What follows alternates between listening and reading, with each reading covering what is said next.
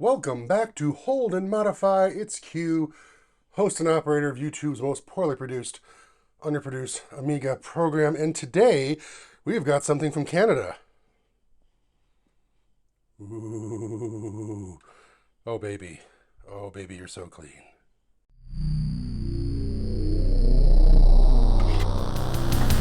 This computer will rule the world.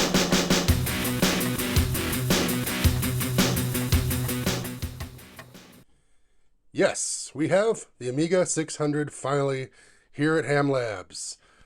I mean, with this now, I've gone to complete full Amiga insanity. What started off as one Amiga and thinking, this was cool, my childhood, has, of course, now evolved into the chaos we see with the almost full lineup. I will say this is the most mainstream lineup of Amigas. Of course, the 1000, the 500, 2500 behind me. Hello, 2500. The CD32, the 4000, 1200, and the 3000. And now, finally, the 600. And again, I'm always trying to be patient when I'm looking for these, especially nowadays since all of these Amigas are so expensive to find, but you can still get a deal here and there.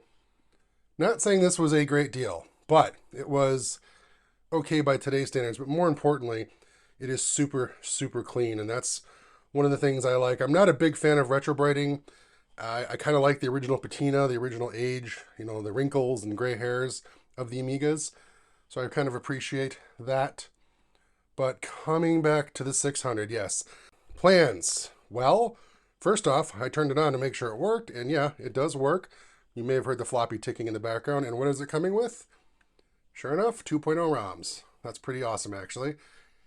This brings up an interesting point. So inside here, we have the onboard IDE pin connector, which is the same as the one in the 1200 over here.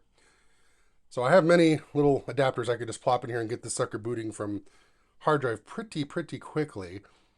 I also have on the way that new 603 68030 accelerator that a couple YouTubers have been posting videos about lately. I may or may not do a whole video on that. Probably leaning towards not, since there's already so many out there, but yeah, so you might be, well, why are you going to put a 68030 in a 600? Well, if I want to make this like an OCS games machine, which really, I often argued with my friends that this was the true successor to the Commodore 64. You serious? I know a lot of folks are like, no, the 500 was. Well, yeah, in reality it did. For sales and in gaming, obviously it was. But for me, this was because no numeric. Small form factor, cheaper price, more accessible to everybody. This was kind of like the OCS gaming machine. And guess what? Yeah, you could put a hard drive in it if you wanted to, get the hard drive installable games.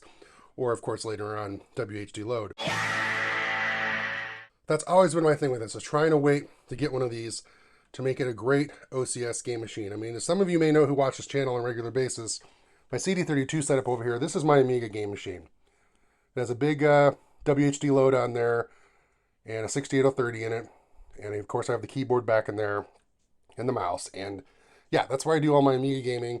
All my other Amigas are mostly used for 3D animation and art and multimedia fun stuff, because that's my niche of Amiga. That's what I like to do.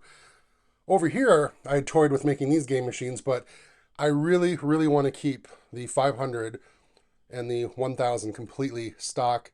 And basically, I like to flip them on. I like to stick in the kickstart and the workbench discs, stick in the workbench disc in the 500, and just watch them boot and play around. And that's just it. That's what I like to do with those. It's like reliving that experience of floppies and just original Amigas. There's some great old Fred Fish demos and things you can run on them and just have a blast with. Grab a beer, invite over a fellow Amiga nerd, and just watch old floppy-based demos on these things. It's so cool. But yeah, for this one, I think I may leave her at 2.0. And that's because I have one Amiga that has 3.0 on it. Everybody else has like the latest and greatest, the 3.2.2.1 as it stands right now. Even the 2500 has got all that on it. But the C32, I believe, is a version of 3.0, of course, because AGA. And, here, the 600, right? Just leave it alone. Leave it at 2.0. I know a lot of folks out there might, if you remember, 2.1 was just a nudge better. I think 2.1 came with cross-DOS, the version that they licensed, so you could do PC0 floppies and whatnot.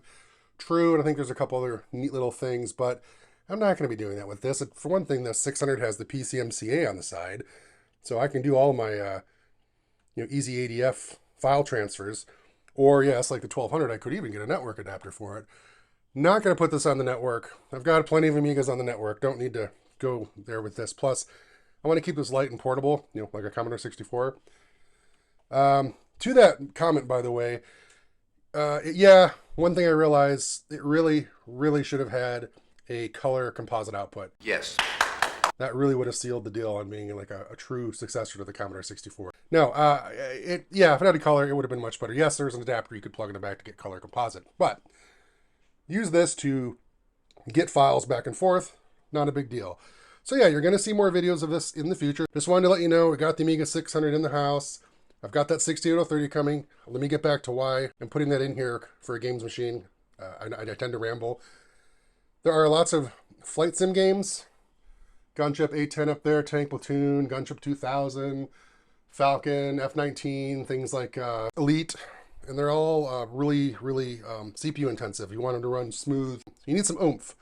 Now, 28 megahertz 68000 would be awesome. In fact, on the Amiga 500, you could get a 28 megahertz like sidecar 68000. Did wonders for games. It made games like Armageddon and Elite just nice and smooth and buttery smooth and fluid. But yeah, a 68030 without an FPU, just with a modest amount of memory to get WHD load going, is a really sweet spot for this. Plus, you can disable the 68030, I believe, and boot into the native CPU. But that's all for another video. This was just to let you know that how super stoked and excited I am to have this Amiga 600 in-house with its amazing 2.0 ROMs. And yes, I know I always get this question, even though I always mention it. This monitor, I did a whole video on this, actually 2 videos on this. Yes, it does accept Amiga native signals, but only low-res interlaced, high-res interlaced, both NTSC and PAL versions. It doesn't do any other Amiga modes. Nothing works on it. And that's using, of course, the 23 to VGA adapter.